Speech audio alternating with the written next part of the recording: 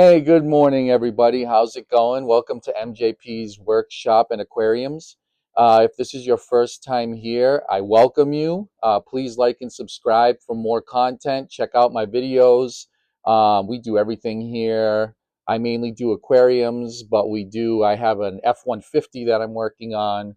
I'm a maintenance worker, DIY guy, so I usually post projects on here. It's going to start picking up now because the warm weather's coming, so I'll have some more projects. But this is the main focus of the channel is my 220 with my 55-gallon sump. And then I have a 60-gallon hexagon you guys have probably seen me posting. It's such a beautiful tank. So the reason why I'm posting today is to explain some questions that I've gotten. It seems to be the same question on this 220 when people see it is, how do I have the species of fish together with a musk turtle in my 220? And I'm going to explain how I have all these fish together and they get along really well. Um, yeah, let's get into it. So if you're new to the channel, again, I'll explain the fish I have in here. Obviously, you've seen the tiger Oscar Pesci. That's my baby boy. I love him so much. This right here is a pumpkin seed. And then this right here is Blackie. That's my beautiful, he's actually called a black Severum. He's got beautiful orange eyes, and then he does yellow stripes like that because he's currently fighting with Tank, is the biggest bluegill I've ever seen. He's pushing over a pound. And then we have another bluegill in here. These are both males, and right now they're competing for the female right here, who definitely has eggs. Um, and then I have a hybrid pumpkin seed and bluegill in here. He's hiding. I have a yellow perch, and I have another pumpkin seed. So those are the fish. Oh, and I have a horn pout in here. Beautiful, beautiful bullhead. He's about a foot long. I love him. And then the musk turtle, which you've seen probably at the top of your screen in the beginning of the video. Um, but anyway, though, that's my stocking I have in here. And now let's explain, how they get along. So the Oscar is obviously the king of the tank.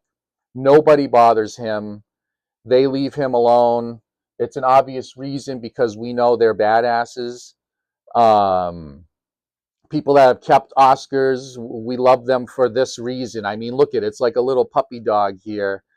He's just going to swim around and beg for food. They do have a very strong personality. For people who don't know Oscars, he will tip things over in the tank if he's mad. When I do a water change, he'll chase other fish around.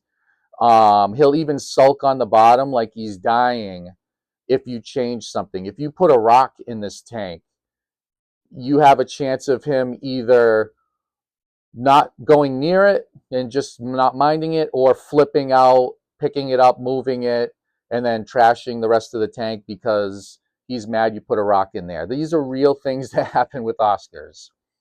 And obviously, they can be very aggressive. I've never owned a mean, aggressive Oscar, thank God. This is the most aggressive Oscar I've owned, only because he does bite me. Um, he doesn't draw blood or anything, but he will bite me if I stick my hand in there for, like, if I'm moving my arm, around and stuff. He'll bite me. I don't know if it's a playful bite or if it's a get out of my tank bite. It just scares you a little bit because you're not ready for it. It doesn't hurt or nothing. So I'm assuming he could hurt because he's at that size now.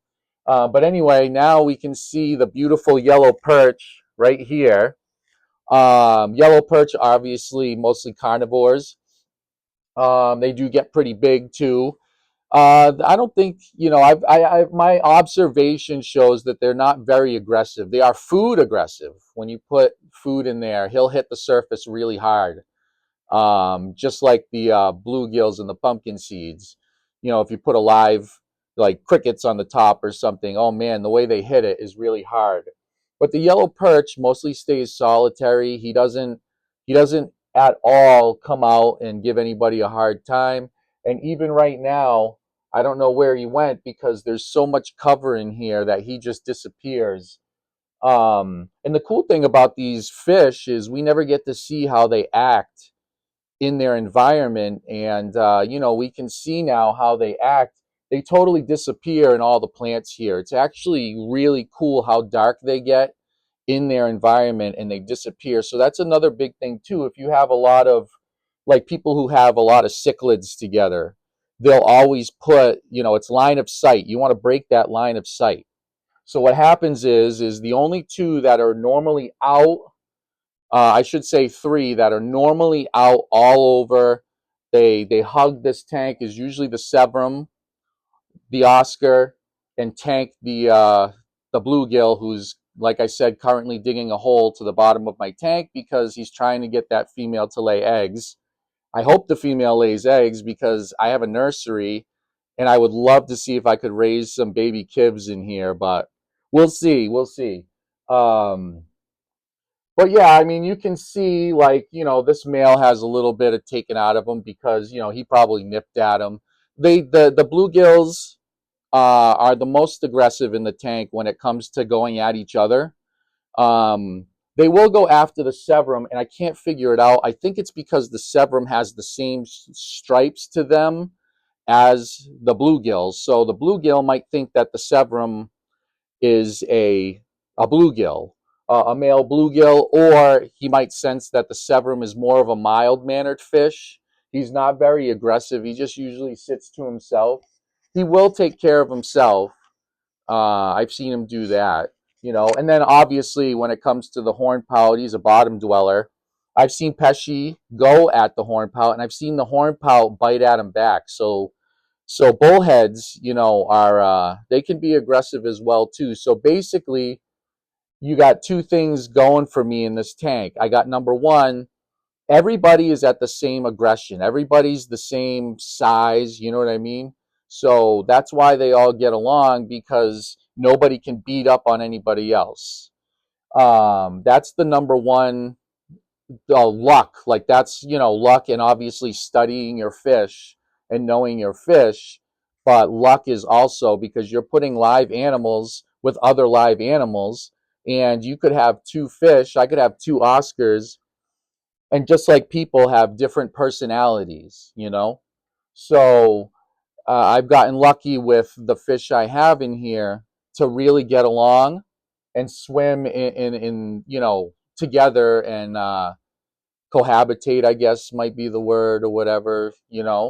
Um, and then the line of sight, there's a lot of plants. I tried to make this tank look like um, a native like river or a native pond, even though there's an Oscar in it and a Severum. I like my tanks to look more natural, which is why I have the play sand and then the rocks where the hornpout hides, and then I got some variable milfoil, but it's fake because we have the Oscar who likes to rip up the tanks plants, everywhere at will, which is fine, whatever. I just have floating wisteria. So I just put the wisteria on a plant anchor and just throw it down there. It sucks up nitrates like you wouldn't believe. And if he rips it up, it just floats to the top. And, you can see he was just staring at it right now. So he was, I was hoping he would rip it up on camera so everybody would believe me. But yeah, I don't want to rant. But yeah, thanks for that question everybody's had. I'm about the fish in my tank. And if you really like the tank and want to know anything else, just hit me up in the comments. Please like and subscribe. And you'll see me in the next video. Have a good day. And let me see your aquariums. Bye.